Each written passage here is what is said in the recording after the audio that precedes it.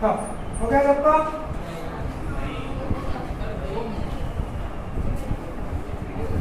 Triangle और line तो खींचनी है, दो लाइनें हैं। आपको ही सर इतना टाइम लगा, हम तो हाँ, टाइम लगा, फटाफट तो बोला है मैंने। और मैंने तो रियल बोन देख के उसको एनिमेटेड में कन्वर्ट किया, इसलिए मुझे ज़्यादा समझेगा। और किसको लेवल करने का, किसको नहीं करने का, वो भी सोचना पड़ेगा। वो तो फटाफट बना देता हूँ।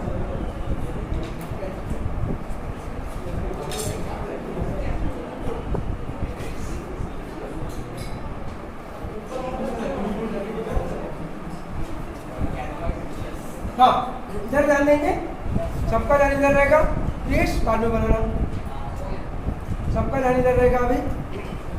तो ऐसा है कि अपन ने कल जॉइंट्स देखे थे, बराबर? तो जॉइंट्स को एक बार रिवाइज करते हैं। अभी बीच में से जॉइंट्स के मतलब अपन जॉइंट्स पढ़ रहे हैं और बीच में से ही अपन ने स्कैपुला का डायग्राम क्यों बनाया, उसका रीज़न ये है कि अपन जो बॉल एंड सॉकेट जॉइंट पढ़ेंगे उसमें अपने को स्कैपुला का ज़रूरत पड़ेगी। तो स्कैपुला का अगर अपने को स्ट्रक्चर पता रहा तो समझने में तकलीफ नहीं चलती, इसलिए अपन ने स्कैपुला बनाया। ठीक है, तो बॉल एंड सॉकेट जॉइंट में आएगा, पहला ही जॉइंट बॉल एंड सॉकेट ही रहेगा। आज अपन वो पढ़ने वाले हैं साइनोवियल जॉइंट्स। ठीक है, तो कल के जॉइंट्स का रिवीजन करते हैं और साइनोवियल जॉइंट्स की तरफ बढ़ते हैं। तो अपन ने जॉइंट्स 3 प्रकार के देखे थे, immovable, slightly movable and completely movable. Immovable joints को सिन आर्थ्रोसिस बोलते हैं। सिन मतलब फ्यूजन, आर्थ्रो मतलब जॉइंट्स, है ना, आर्थ्रोपोडा। तो पूरे तरीके से फ्यूज्ड जॉइंट्स, विषय का ध्यान दे, पूरे तरीके से फ्यूज्ड, अदिति बोले उसे, पूरे तरीके से फ्यूज्ड जॉइंट्स मतलब सिन आर्थ्रोसिस, उनको फाइब्रस जॉइंट्स भी बोलते हैं। ठीक है, उसके एग्जांपल्स तो मल्टीपल है, पूरा स्कल एक्सेप्ट मैंडिबल और टिबिया फिबुला, एग्जांपल्स की कोई कमी नहीं है। एनसीईआरटी ने सिर्फ सूचर्स ऑफ स्कल बोला है, स्टेट बोर्ड ने सूचर्स ऑफ स्कल के नाम भी दिए हैं, इसलिए अपन ने कल वो बनाया, बाकी वो नाम याद रखने की ऐसा कोई खास ज़रूरत नहीं है।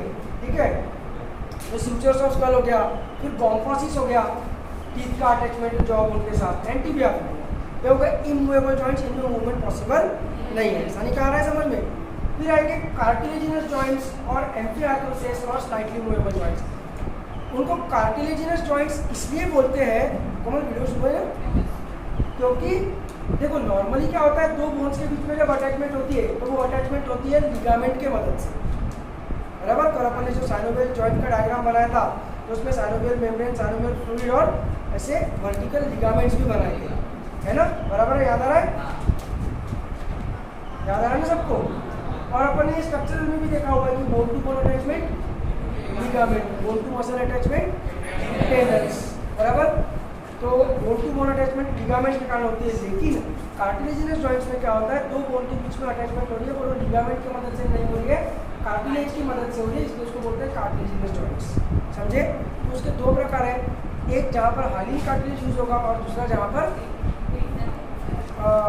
फाइब्रस कार्टिलेज यूज होगा। ठीक है, समझ में आ रहा है ये स्टफ? तो हाइलिन कार्टिलेज यूज होगा और जो एग्जाम्पल्स है उसमें दो एग्जाम्पल्स हैं। कौन से? तो एक तो एपीफाइजियल प्लेट, उसके बारे में मैंने काफ़ी डिटेल में देख लिया है, वो खली, ग्रेट खली, जाइजेंटिज्म, एक्रोमेगाली वगैरह अपन ने, इसलिए चिल्ड्रन जो होते हैं वो कंपैरेटिवली ज़्यादा फ्लेक्सिबल होते हैं, that is one of the reasons. Second reason is कि children have more bones as compare to adults, वो भी एक रीज़न है। समझ में आ रहा है ना पूरा? ठीक है, नो प्रॉब्लम एट ऑल। तो एपीफाइजियल प्लेट एक एग्जाम्पल होगा, उसमें कोई क्वेरी है किसी को? एकदम इजी है। और दूसरा एग्जाम्पल था रिब्स का अटैचमेंट स्टर्नम के साथ, तो सातों रिब्स स्टर्नम के साथ हाइलिन कार्टिलेज के मदद से ही अटैच होती है, एनसीईआरटी में भी दिया है। लेकिन स्लाइटली मूवेबिलिटी जो है, स्लाइट मूवेबिलिटी, वो सिर्फ फर्स्ट रिब, इसलिए एग्जाम्पल में अपन ने सिर्फ फर्स्ट रिब पेयर लिखा, बाकी अटैचमेंट अगर तुम बोलोगे तो अटैचमेंट का सातों रिब्स का अटैचमेंट ऑब्वियसली हाइलिन कार्टिलेज की मदद से ही हो रहा है स्टर्नम के साथ। ठीक है, और अगर फाइब्रो कार्टिलेज की बात करेंगे तो फाइब्रो कार्टिलेज के अपने पास दो एग्जांपल्स हैं, एक है इंटरवर्टिब्रल, है ना, देखो स्लाइटली मूवेबल जॉइंट, इससे ज़्यादा मूवमेंट इस नहीं कर सकते, नॉट पॉसिबल, बराबर? स्लाइटली मूवेबल जॉइंट है, इंटरवर्टिब्रल जॉइंट, इसमें फाइब्रो कार्टिलेज रहेगा। और सेकंड एग्जांपल था प्यूबिक सिम्फाइसिस। प्यूबिक सिम्फाइसिस में क्या होता है, कॉक्सा बोन्स, कॉक्सल बोन्स है ना, दो कॉक्से, समझता है ना, इधर वाला कॉक्सल बोन, इधर वाला coxal bone, they are attached to each other not with the help of ligaments but with the help of fibre. अभी जम रहा है, नो प्रॉब्लम एट ऑल। तो उसको बोलेंगे प्यूबिक सिम्फाइसिस, है ना। पेल्विक कर्नल जो है वो फीमेल्स में ज़्यादा ब्रॉड रहेगा एंड प्यूबिक सिम्फाइसिस जो है वो फीमेल्स में ज़्यादा फ्लेक्सिबल रहेगा। पूरा कंप्लीटली मूवेबल जॉइंट रहेगा क्या फीमेल्स में? नहीं, लेकिन मेल्स के कंपैरिजन में ज़्यादा मूवेबल रहेगा। Reason is child birth, we know. Clear है एकदम? स्लाइटली मूवेबल जॉइंट्स में भी कोई प्रॉब्लम नहीं है, 100%। ठीक है, जो लोग वीडियो देख रहे हैं वो लोग इसका स्क्रीनशॉट निकाल कर पहले डायग्राम बना लेंगे और फिर आगे का वीडियो डायग्राम देखते देखते समझेंगे। बॉल एंड सॉकेट जॉइंट में अपने को और एनसीईआरटी की रीडिंग में भी अपने को स्कैपुला का डायग्राम आंखों के सामने रखना जरूरी है, उसके बिना एनसीईआरटी की रीडिंग भी नहीं समझेंगे। ठीक है, तो let us move towards the completely movable joints, also called as synovial joints, है ना। और उनको synovial joints क्यों बोलते हैं अपने को मालूम है। उनमें synovial fluid रहता है, synovial membrane रहता है, together they are called as synovial capsule, जो फ्रिक्शन को रिड्यूस करता है। टिप ऑफ लॉन्ग बोन के ऊपर से कार्टिलेज भी रहता है, थोड़ा बहुत फ्रिक्शन हो भी गया तो फिर उसका डैमेज कम होगा। समझ रहे हैं ना? क्लियर है एकदम? तो let us move towards completely movable joints, that is synovial joints. तो साइनोवियल जॉइंट्स में अपन पूरा हाथ पूरा पैर एक साथ कवर करेंगे। इधर तो कोई साइनोवियल जॉइंट है नहीं, सिर्फ नेक में है, बाकी फिर पूरा साइनोवियल जॉइंट लिम्स में ही है। बाकी एक्सिस में तो कोई मूवमेंट कर नहीं सकता। एब्डोमेन इधर ही रखा और थोरैक्स ऐसा पीछे पलटा लिया, ऐसा कोई कर सकता है क्या? कंप्लीट मूवेबल जॉइंट है क्या कोई? नहीं, कुछ नहीं करते आप सब, नहीं करते, नहीं करते, नहीं करते। वो आंखों का धोखा है। डांसर लोग तो अपनी मुंडी को भी ऐसे ही लहराते हैं। सही में लाते हैं क्या? लाते हो उतना बायोलॉजी मेरे को नहीं आता है। हाँ, तो पहला है बॉल एंड सॉकेट जॉइंट। सबका ध्यान मेरी तरफ रहेगा। सॉकेट सबको समझता है ना, इसको अपन सॉकेट बोलते हैं जिसमें अपन ने प्लग फंसाया हुआ है ना। तो बॉल एंड सॉकेट जॉइंट में क्या रहेगा? एक बोन का सॉकेट रहेगा और दूसरे बोन का बॉल रहेगा। समझ में आ रहा है? तो it is something like this. ऐसा एक बोन का सॉकेट है,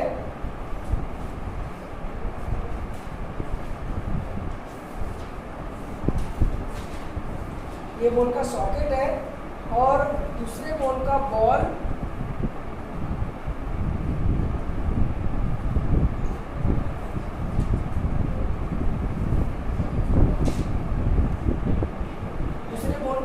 उस सॉकेट में अटैच हो गया है। समझ में आ रहा है? तो इसका सबसे बेस्ट एग्जांपल है shoulder joint, shoulder joint and hip joint. मतलब पेक्टोरल कर्नल का अटैचमेंट ह्यूमेरस के साथ और पेल्विक कर्नल का अटैचमेंट फीमर के साथ। ये जो अटैचमेंट है, ये जो जॉइंट है, ये जॉइंट कैसे रहेगा? Ball and socket joint. बात समझ में आ रही है? सिंपल कंसेप्ट है एकदम।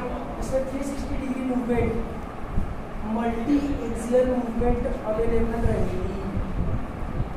इसमें अवेलेबल रहेगी multi axial movement. Multi axial मतलब 360 डिग्री मूवमेंट इसमें पॉसिबल रहेगी, अपने को पता है। ठीक है, बॉल एंड सॉकेट। तो ये अब इसके लिए अपन ने क्या हो गया? तो अपन ने स्कैपुला का डायग्राम क्यों बनाया? अपन ने स्कैपुला का diagram ball and socket joint बनाने के पहले इसीलिए बनाया क्योंकि स्कैपुला में और ह्यूमेरस में, समझ में आ रहा है? स्कैपुला में और ह्यूमेरस में ball and socket joint, pelvic girdle में और फीमर में बॉल एंड सॉकेट जॉइंट। ठीक है, समझ में आ रहा है? तो क्या होता है, अपन ने स्कैपुला में ग्रीनोइड कैविटी को लेबल किया था। अभी आदर ग्रीनोइड कैविटी को लेबल किया था क्या? प्लीज याद आ रहा है क्या? है ना? इधर ग्रीनोइड कैविटी रहती है, वो glenoid cavity acts as a socket. और ह्यूमेरस जो बोन है, उस ह्यूमेरस का जो बॉल है, बॉल समझ रहे हैं ना? एपीफाइसिस, क्या इंद्री? एपीफाइसिस यानी बॉल, तो ह्यूमरस का बॉल स्कैपुला के ग्लिनोइड कैविटी वाले सॉकेट में अटैच हो जाता है, बराबर है। तो सॉकेट में बॉल अटैच होने के कारण इसको समझने का बेस्ट एग्जांपल क्या है बताया क्या? अगर तुम्हारे पास कोई टूटा हुआ खिलौना होगा, मतलब एक्शन फिगर या डॉल टूटे हुए, तो उसको कल क्लास में लेकर आना। That is the best way to understand the ball and socket joint. अगर किसी डॉल का या किसी एक्शन फिगर का, है ना, GI जो वगैरह जैसे रहते हैं, कैप्टन अमेरिका, आयरन मैन, तो ऐसे किसी एक्शन फिगर का अगर हाथ टूट गया या पैर टूट गया और तुम्हारे छोटे कजिन्स तुम्हारे पास रोते हुए आया करके टूट गया करके, तो तुम उसको वापस फिट कर सकते हो। तो उसमें एक सॉकेट रहता है और वो जो एक्शन फिगर का जो हाथ रहता है उसमें ऐसा एक प्रोसेस रहता है निकला हुआ, और उस प्रोसेस को तुमको बस उसमें फंसा देना है, ठीक है? समझ में आ रहा है? अपना बॉल एंड सॉकेट जॉइंट उससे बेटर है क्योंकि अपन ये मूवमेंट भी कर सकते हैं और ये मूवमेंट भी कर सकते हैं। एक्चुअली मोर देन 360 डिग्री है अपनी मूवमेंट। अपन इधर भी जा रहे हैं, इधर भी जा रहे हैं, इधर भी जा रहे हैं, इधर भी जा रहे हैं, इधर भी जा रहे हैं, है ना? ये actually more than 360 degree movement है। समझ में आ रहा है क्या मैं क्या बोल रहा हूँ? लेकिन उनमें एग्जैक्टली 360 डिग्री रहती है। जो खिलौना रहता है या डॉल रहती है उसका हाथ ऐसा ऊपर जाता है और ऐसा ही पीछे घूम के वापस ऐसा आता है, ऐसा भी घुमा सकते हो तुम इसके हाथ। वो 360 डिग्री पूरा ऐसा पंखे के समान घर घर घर घर घूम सकता है, लेकिन वो इधर नहीं जा सकता, इधर नहीं सकता। तो थोड़ा अलग है उसका जॉइंट, लेकिन मुद्दा समझ में आ रहा है ना? बॉल एंड सॉकेट जॉइंट समझने के लिए बेस्ट एग्जांपल वही है, ठीक है? तो बॉल एंड सॉकेट जॉइंट में कोई बड़ी बात नहीं है, एकदम सिंपल है, ठीक है अवंती? तो ये हो गया बॉल एंड सॉकेट जॉइंट, ये हो गया बॉल एंड सॉकेट जॉइंट। इसके बाद अपन अपने न्यूज़ में आगे बढ़ेंगे तो कहाँ पर आएंगे? हाथों में आएंगे एल्बो पे और पैरों में आएंगे नीज पे, है ना? तो एल्बो जॉइंट और नी जॉइंट नेक्स्ट रहेगा, तो उसका नाम है हिंज जॉइंट। बहुत ही इजी चीज है। अगर CID जो सीरियल है वो हिंदी की जगह इंग्लिश में रहती तो उसमें ACP प्रद्युमन ने ये नहीं बोला रहता कि दया दरवाजा तोड़ो। ACP प्रद्युमन ने क्या बोला रहता? अनहिंज द डोर, अनहिंज द डोर बोला रहता। समझ में आ रहा है क्या? ब्रेक द डोर अपनी इंडियन इंग्लिश है, ब्रेक द डोर। सिग्नल क्या करते हैं? सिग्नल ब्रेक करते हैं क्या? सिग्नल क्या करते हैं पता है क्या? इंग्लिश में क्या करते हैं? हिंदी में तो तोड़ते हैं। सिग्नल अनहिंज करता है क्या? गाड़ी से अनहिंज करके ऐसे रहता है क्या? किसी को नहीं पता सिग्नल क्या करते हैं। हिंदी में तो, मराठी में तो तोड़ते हैं, इंग्लिश में क्या करते हैं सिग्नल?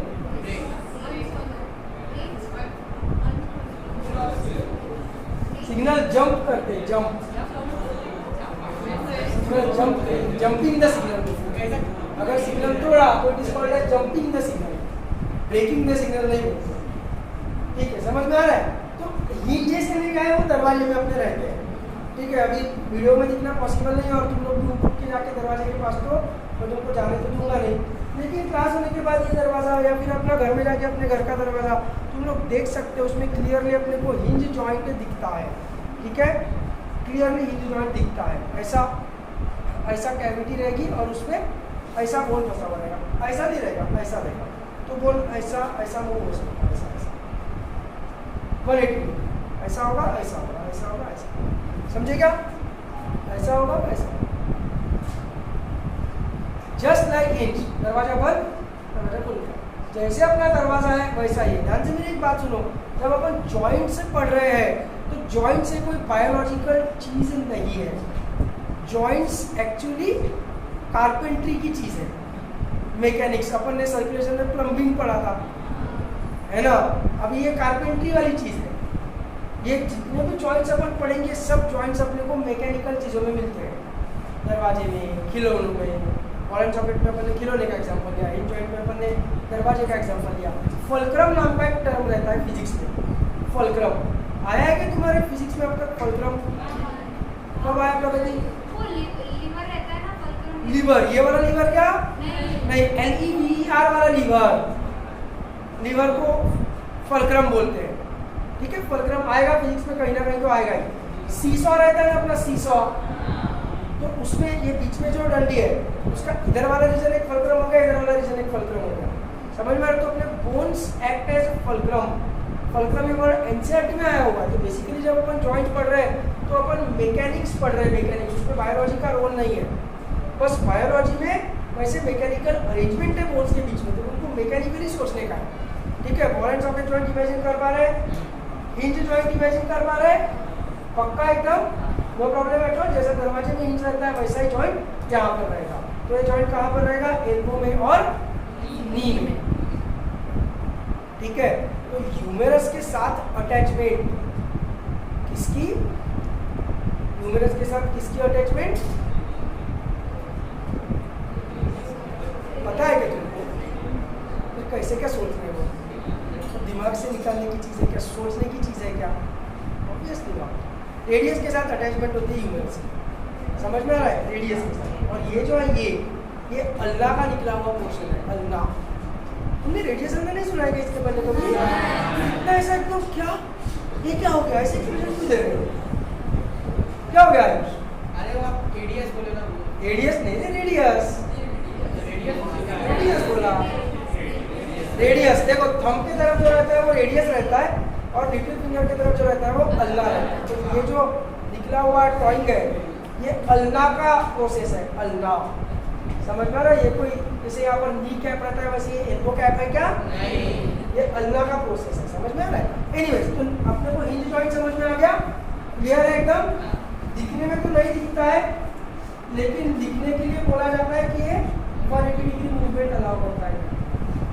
ठीक है, तो 180 डिग्री मूवमेंट है और दूसरा यूनी एक्सियल, मतलब एक ही एक्सिस में मूवमेंट हो पाएगी, एक ही एक्सिस में। जैसे बना दो वैसे इधर इधर नहीं देखा जा सकता, समझे? हाँ, फिर उसके बाद अपन कहाँ पर पहुंचेंगे? अपन पहुंचेंगे रिस्ट पे, हाथों में, और एंकल पे, पैरों में। बराबर ना कोमल? तो रिस्ट में, रिस्ट के जो बोन्स है उनका नाम क्या है? कार्पल्स। रिस्ट के बोन्स का नाम है कार्पल्स और एंकल्स के बोन्स का नाम है टार्सल्स। तो इनके बीच में ना ग्लाइडिंग जॉइंट रहता है, ग्लाइडिंग जॉइंट। ठीक है, इसको प्लेन जॉइंट भी बोलते हैं। प्लेन मतलब क्या होता है? पहले जवाब, प्लेन मतलब करेक्ट है, प्लेन। ठीक है, ये प्लेनर वाला प्लेन है, ज्योमेट्री वाला प्लेन है। इसमें अलग क्या है बाकी दो जॉइंट्स के कंपैरिजन में? अरे मेरे को बात बता, तुम्हें इधर का पोर्शन आ रहा है क्या वीडियो में? तुम्हें चौथा पॉइंट इधर लिखना और पांचवा सेट में लिख सकता हूँ। ग्लाइडिंग जॉइंट या प्लेन जॉइंट में बाकी से क्या डिफरेंस है बाकियों से? तो बॉल एंड सॉकेट जॉइंट में क्या है? एक बोन का सॉकेट था, स्कैप्यूला का, और ह्यूमेरस का बॉल था। हिंज जॉइंट में क्या था कि एक बोन का ऐसी कैविटी थी और दूसरा बोन उसमें ऐसा फंसा हुआ था। मतलब बेसिकली एक बोन का कॉन्केव सरफेस था दोनों में और दूसरा बोन कॉन्वेक्स था, बॉल एंड सॉकेट में भी और हिंज में भी। बराबर में भी थी, लॉजिकल बात बोल रहा हूँ ना। यहाँ पर क्या होता है ग्लाइडिंग जॉइंट या प्लेन जॉइंट में? एक तो दोनों का कॉन्वेक्स सरफेस रहेगा या एक का कॉन्वेक्स एक का प्लेन रहेगा, लेकिन एक का कॉन्केव नहीं रहेगा। क्योंकि ये जॉइंट अपने को कहाँ पर मिलता है? इसका अपन एग्जाम्पल को लिखा है हिंज जॉइंट का एग्जाम्पल, एल्बो एंड नी। हाँ, तो ये अपने को कहाँ पर मिलता है? ग्लाइडिंग जॉइंट या प्लेन जॉइंट ये अपने को मिलता है जो 8 कार्पल्स है ना फातिमा, इन 8 कार्पल्स के बीच में, मतलब उनके एक दूसरे के साथ, वो भी तो एक दूसरे के साथ कनेक्टेड रहेंगे ऑब्वियसली। तो they will be connected with each other, to each other with the help of gliding joint और प्लेन जॉइंट। समझा क्या अनिकेत? ग्लाइडिंग जॉइंट को ग्लाइडिंग जॉइंट क्यों बोल रहे हैं? क्योंकि इधर ध्यान दें की प्रगति, एक का कॉन्केव सरफेस और दूसरे का कॉन्वेक्स सरफेस। देखो ये कॉन्वेक्स हो गया, ये कॉन्केव हो गया, एक का कॉन्केव एक का कॉन्वेक्स, ऐसा नहीं है, दोनों का कॉन्वेक्स सरफेस है। तो दोनों का कॉन्वेक्स होने के कारण वैसे ग्लाइड हो सकते हैं एक दूसरे को। समझे क्या? हिंज की तरह या बॉल एंड सॉकेट की तरह मूवमेंट नहीं हो सकती है। समझ में आ रहा है? इसलिए इसको अपन क्या बोलेंगे? ग्लाइडिंग जॉइंट बोलेंगे। तो ये कहाँ पर मिलेगा? इसका एग्जांपल कहाँ पर रहेगा? क्या बोलेंगे? दो कार्पल्स के बीच में। तो ऐसा लिखेंगे क्या? दो कार्पल्स के बीच में। ऐसा लिखेंगे क्या? क्या लिखेंगे? कार्पल्स लिख सकते हैं, लेकिन उससे भी अच्छा अपन लिख सकते हैं इंटर कार्पल जॉइंट, है ना, as well as intertarsal joint. इसी तो है ही, बायोलॉजी है ही इसी। अरे जो भी नहीं बोले, हार्ड है बहुत हार्ड है बायोलॉजी। हाँ यार देख लिया तो वीक तो पूरा अपना गेम स्कोर कर जाएगा। हम वीडियो को फिर ऐसे कर देंगे एनालिस्ट। हाँ तो इंटर कार्पल समझ गया, आ रहा है समझ में, क्लियर एकदम। दूसरा एक और जगह पर ये मिलेगा, ये जो अपना रेडियस है ना, रेडियस भी तो यहाँ पर कार्पल्स के साथ अटैच हुआ है ना गौरी। रेडियस कौन सा है, थंब वाला, लिटिल फिंगर के साइड वाला अल्ना। तो रेडियस भी तो कार्पल बोन्स के साथ अटैच हुआ है ना अथर्व, है ना, तो उसको अपन बोलेंगे radiocarpal joint. Radius attach हुआ है कार्पल बोन्स पे, कभी भी जो अटैच होता है उसके नाम के साथ अपन छेड़खानी करते हैं। बेस जो रहता है उसके नाम के साथ अपन मजाक नहीं करते, क्योंकि बेस अगर भड़क गया तो पूरी बिल्डिंग रह जाएगी। इसलिए प्रोटीन पे अगर कार्बोहाइड्रेट आके अटैच हुआ है तो प्रोटीन बेस हो गया, तो प्रोटीन को अपन प्रोटीन नहीं बोलेंगे, कार्बोहाइड्रेट के नाम के साथ अपन तोड़ करेंगे, ग्लाइको बोलेंगे उसको, ग्लाइको प्रोटीन। और कार्बोहाइड्रेट के ऊपर अगर प्रोटीन आकर अटैच हुआ तो फिर कार्बोहाइड्रेट बेस हो गया, समझेगा। उसके साथ अपन अभी छेड़खानी नहीं करेंगे, अभी अपन क्या बोलेंगे प्रोटियोग्लाइकन। अभी प्रोटीन के नाम के साथ तोड़ करेंगे, समझेगा। लिपिड अगर प्रोटीन के साथ अटैच हुआ तो लाइपोप्रोटीन, ऐसा। मीथेन अगर डीएनए के ऊपर आकर अटैच हुआ तो मिथाइल डीएनए। जो बेस है उसका नाम अपन पूरा लेंगे हमेशा। तो रेडियस जाके कार्बन के साथ अटैच हुआ है तो कार्बन और रेडियस नहीं बोलेंगे, रेडियो कार्बन बोलेंगे, समझा अभिजीत, एकदम इजी है। तो इसमें आएगा रेडियो कार्बन जॉइंट, ठीक है। ये हो गया ग्लाइडिंग जॉइंट। कोमल बता, दिख रहा है इधर और नहीं? तो अपन ने इधर से शुरू किया, शोल्डर और नी, फिर एल्बो, सॉरी शोल्डर और हिप, फिर एल्बो एंड नी, फिर रिस्ट एंड एंकल, बराबर है, समझ में आ रहा है ना। अब फिंगर्स, मेटाकार्पल्स, ये वाला रीजन आएगा। तो उसमें कौन सा जॉइंट है, तो उसमें है ellipsoid joint. Ellipsoid joint also called as condyloid joint।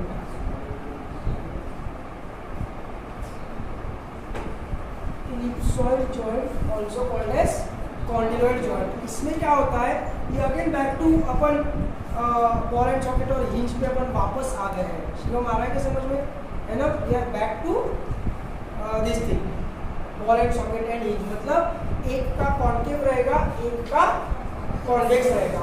Ayush बंद, एक का कॉन्केव रहेगा, एक का कॉन्वेक्स रहेगा, समझ में आ रहा है। लेकिन जिसका कॉन्केव सरफेस रहेगा ना, उसका concave surface ball and socket joint की तरह ऐसा सर्कुलर नहीं रहेगा।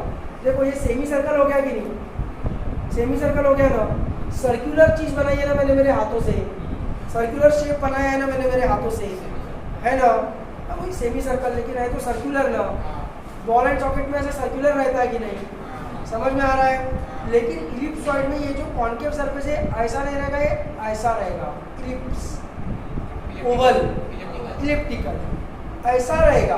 किताबों में बोला है इसको डिस्क्राइब करते वक्त, जैसे चम्मच का जो कॉन्केव सरफेस रहता है ना, वो है तो कॉन्केव लेकिन ऐसा डीप नहीं है। देखो सूप का जो चम्मच रहता है, सूप का, वो डीप रहता है। लेकिन अपना नॉर्मल जो घर में जो अपन स्टील वाला चम्मच यूज करते हैं वो डीप नहीं रहता।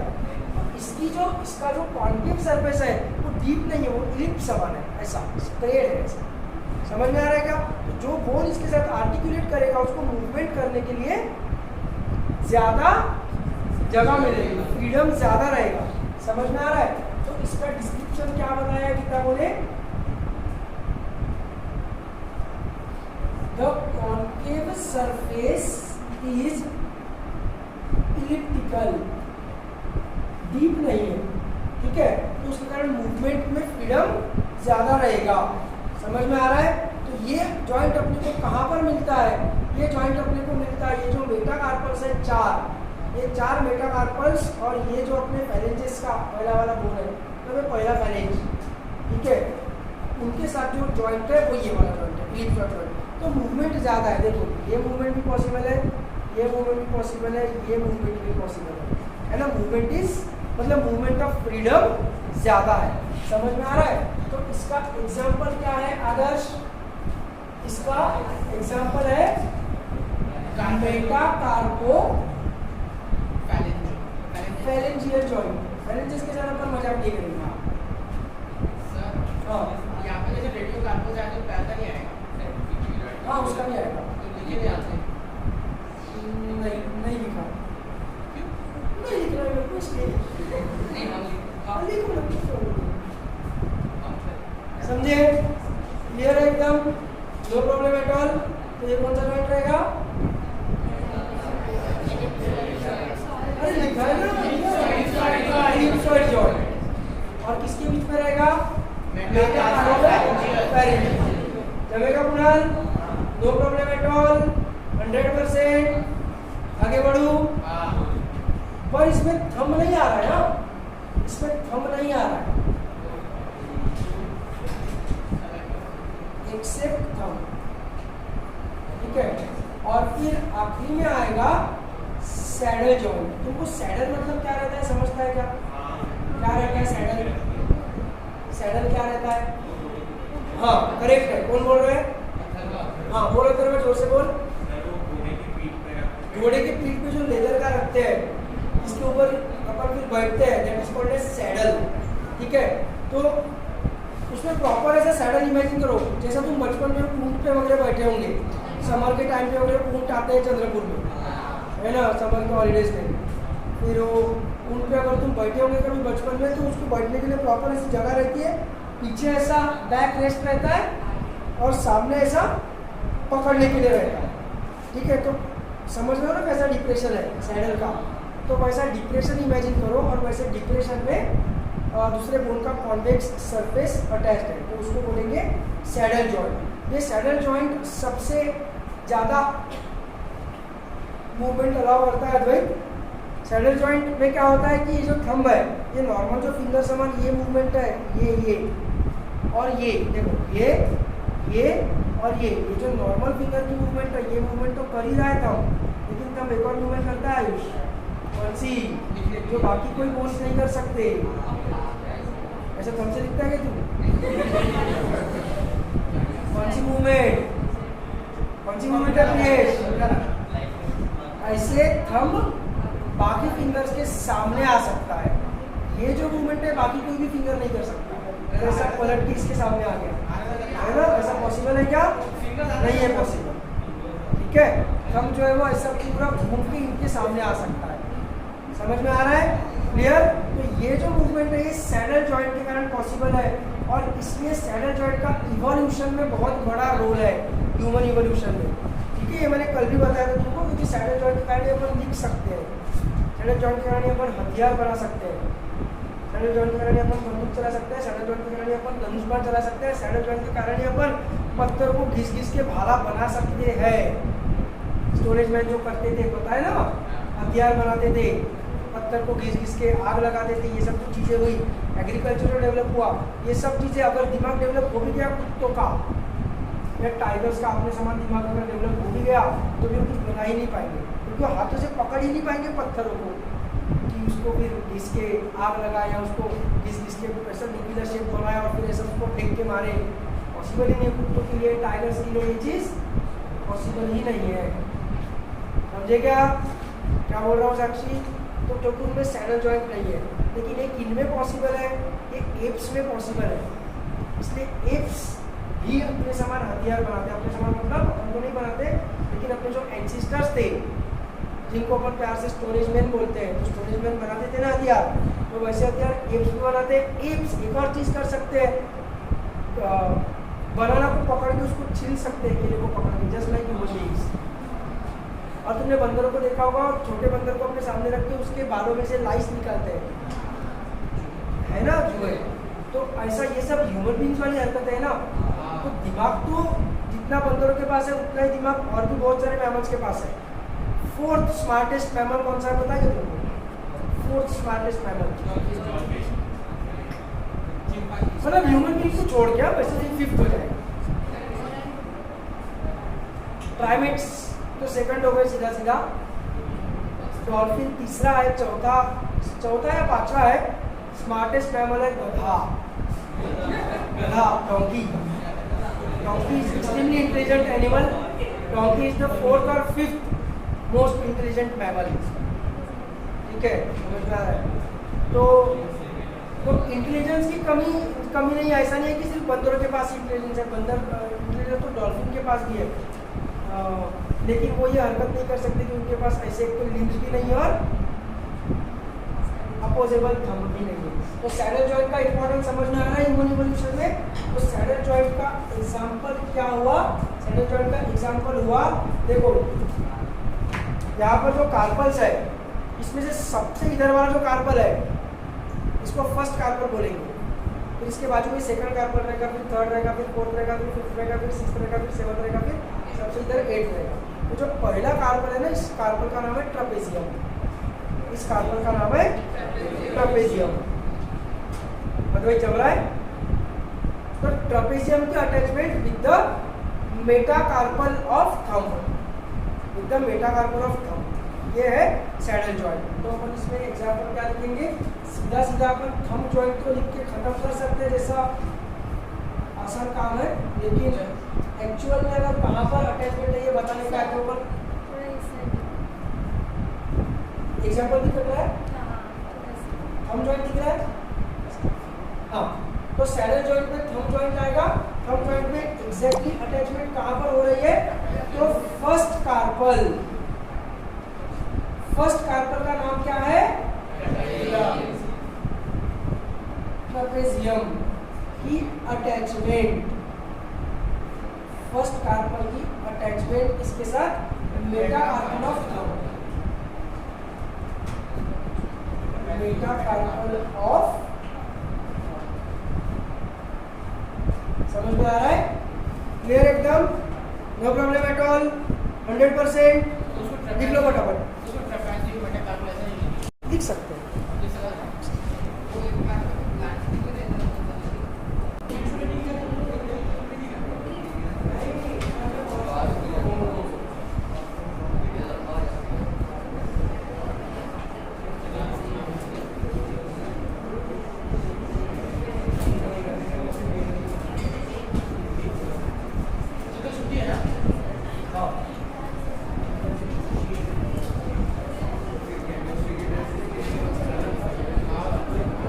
नहीं होगी।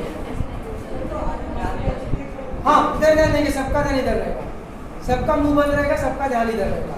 आखिरी के 2 जॉइंट्स हैं। अब ये जो अपने स्कल में जो सबसे नीचे वाला बोन है ना, इसका नाम है ऑसिपिटल बोन, पता है अपने को। और उसके बाद वर्टिकल कॉलम चालू हो जाता है। तो वर्टिकल कॉलम का जो पहला बोन है ना, C7 का पहला बोन मतलब C1, उसका नाम है एटलस। दूसरे वाले का नाम है एक्सिस। पहले वाले का नाम है एटलस, दूसरे वाले का नाम है एक्सिस। तो अपना जो ऑसिपिटल बोन रहता है, वो ऑसिपिटल बोन क्या करता है? वो ऑसिपिटल बोन के ऐसे 2 एक्सटेंशंस निकलते हैं, उनको बोलते हैं कॉन्डाइल। ये मैंने एनिमल किंगडम में बताया हुआ है, ठीक है? उनको बोलते हैं ऑसिपिटल कॉन्डाइल्स। तो ऑसिपिटल कॉन्डाइल जो है फिर ऑसिपिटल बोन के, तो पहला जो वर्टिकल कॉलम है, वर्टिकल कॉलम का जो पहला बोन है एटलस, उसमें भी ऐसे 2 क्या बोलेंगे उसको, extensions, not the correct word but ठीक है, एक्सटेंशंस रहेंगे, जिसके साथ वो ऑसिपिटल कॉन्डाइल, ऑसिपिटल बोन का आर्टिकुलेट कर देगा। समझे क्या? तो ऑसिपिटल कॉन्डाइल और एटलस के बीच में जो अटैचमेंट है, ऑसिपिटल कॉन्डाइल क्या है समझ में आ रहा है नहीं जी? ऑसिपिटल बोन के ऐसे 2 एक्सटेंशंस, तो वो जो एटलस बोन के साथ आर्टिकुलेट करेगा, उसके कारण हम ये मूवमेंट कर पाएंगे। ये मूवमेंट ऑसिपिटल कॉन्डाइल और एटलस के बीच की अटैचमेंट के कारण पॉसिबल है। समझे क्या? समझे ना अवंती? तो इसको यस जॉइंट बोलते हैं, यस जॉइंट। क्या हो गया प्रगति, क्या नहीं समझी? ऑसिपिटल कॉन्डाइल नहीं समझी? समझा, वो एक्सटेंशन। और एटलस क्या है वो नहीं समझी? पहला वर्टिब्रा। नहीं बताऊंगा, छोड़ना, क्या करना है तेरे को समझ के। ऑसिपिटल कॉन्डाइल और एटलस के बीच का जो अटैचमेंट है, उस अटैचमेंट के कारण क्या होगा, अपन ये मूवमेंट करना है। तो इसको क्या बोलेंगे? इसको बोलेंगे यस जॉइंट।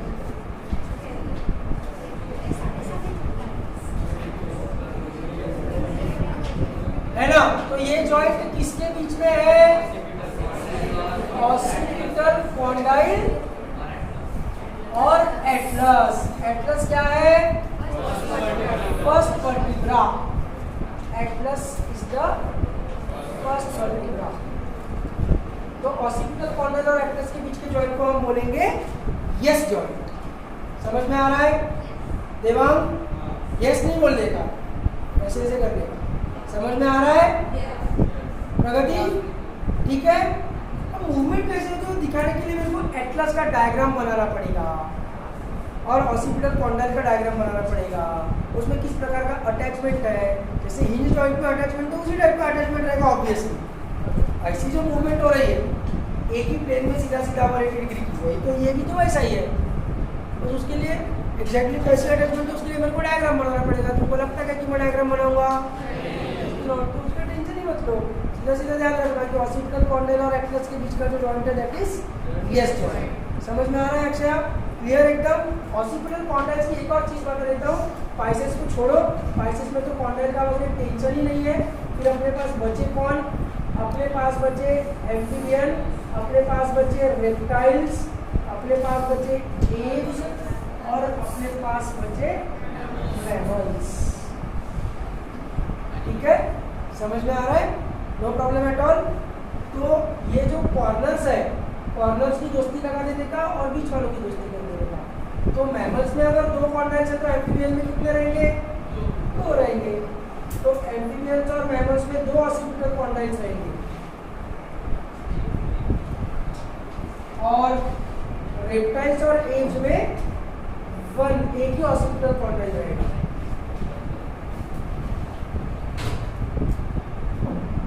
रेप्टाइल्स और एव्स में एक ही ऑसिपिटल कॉन्डाइल रहेगा। समझे? क्लियर एकदम? No problem at all. ठीक है, इधर का कवर हो रहा है क्या पवन? पूरा कवर हो रहा है ना? लास्ट जॉइंट है नो जॉइंट।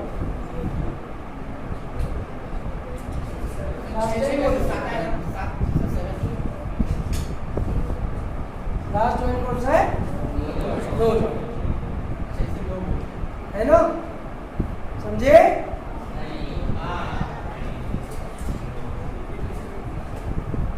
तो नो जॉइंट किसके कारण रहता है? नो जॉइंट का एक और नाम है पाइवट जॉइंट। नो जॉइंट का एक और नाम है पाइवट जॉइंट। इसमें क्या रहता है? जो सेकंड वर्टिब्रा है उसका नाम है एक्सिस। तो एक्सिस के ऐसी एक्सटेंशन के साथ एटलस ऐसा अटैच हो जाता है। तो एक्सिस के एक्सिस पे एटलस ऐसा ऐसा घूम सकता है। समझेगा? है ना? तो ये क्या रहेगा? एटलस और एक्सिस के बीच का जॉइंट रहेगा। Atlas axis joint. एक्सिस क्या है? Second vertebra. समझ में आ रहा है? क्लियर एकदम? तो लिखते रहो और लिखते लिखते अपन फटाफट एक बार रिवाइज करते हैं। ठीक है, तो लिखते लिखते रिवाइज करते हैं, कोई टेंशन नहीं है। जॉइंट 3 प्रकार के अपन ने देखे, immovable, slightly movable and completely movable.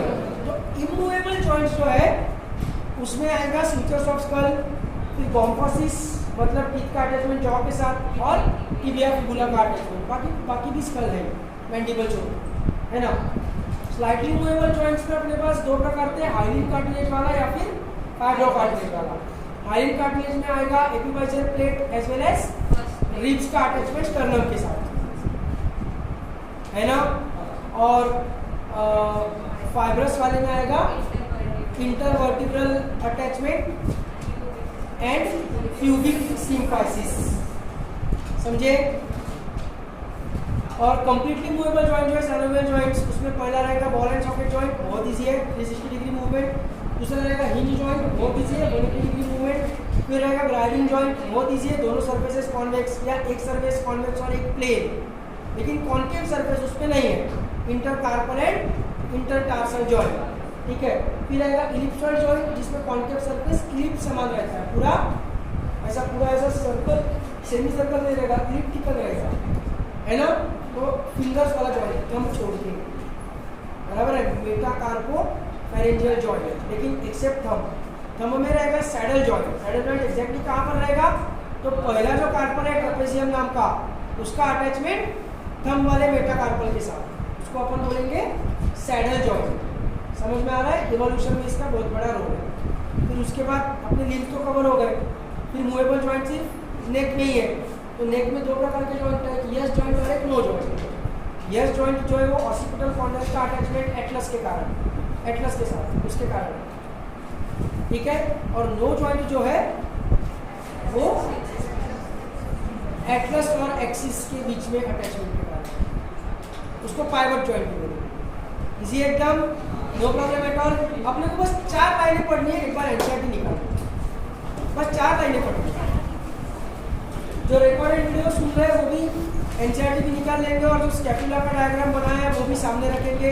जो लोग लाइव मेरे सामने बैठे हुए हैं वो भी दोनों चीज़ें रखेंगे, स्कैपुला का डायग्राम भी सामने रखेंगे और एनसीईआरटी भी सामने रखेंगे। एनसीईआरटी का निकालेंगे page number 311,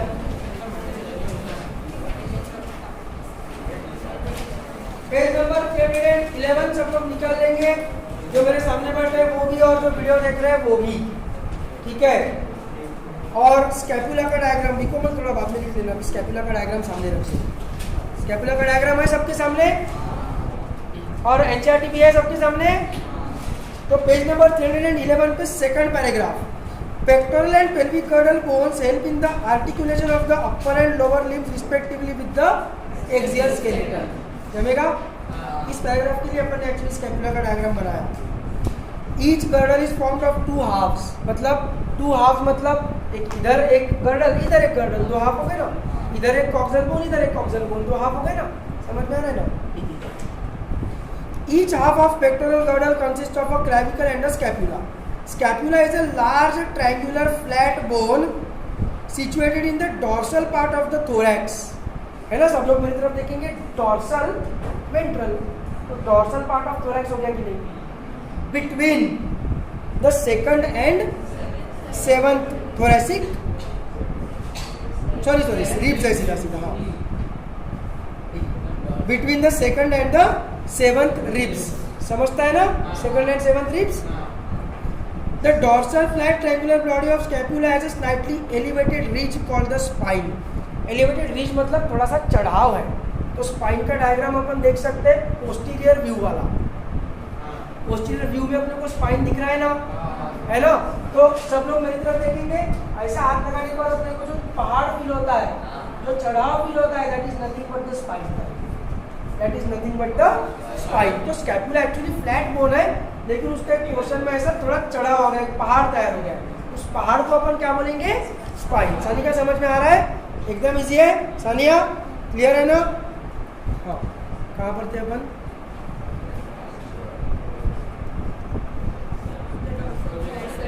The dorsal flat triangular body of scapula has a slightly elevated ridge called the spine, which projects as a flat expanded process called the acromion. Diagram में देखो पोस्टीरियर व्यू में spine ही आगे continue होकर acromion बना है कि नहीं, जम रहा है।